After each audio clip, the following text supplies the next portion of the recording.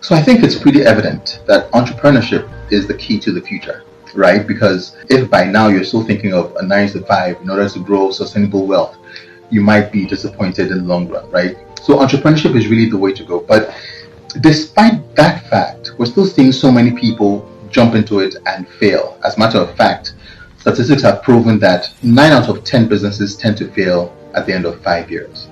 So, what is the thing, or what are the things that we really should be thinking about as entrepreneurs, either we're new or we're aspiring?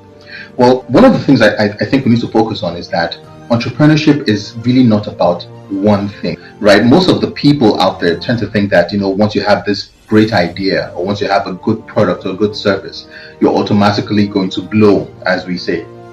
But that's not the case, because entrepreneurship involves a myriad of things. You have to think about innovation. You have to think about the product. You have to think about the service. You have to think about finance. You have to think about strategy, right? You have to think about so many things that go into the proper making of a great, sustainable business. But above all, you need to have the right mindset. You see, an entrepreneur, a real entrepreneur, is not really looking at things as they are, but as they should be. And in his mind, he's trying to look at the quickest way to close that gap between things as they are and how they could be.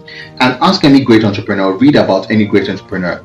You discover that this was the key thing that really drove them to achieve success. Whether it was Steve Jobs, Bill Gates, Elon Musk, any of those people, they're not looking at things as they are, but as they could be and as they should be. So I think what really separates the real entrepreneur from the pretenders is really how far can you dream and how much work are you willing to put into making that dream become reality.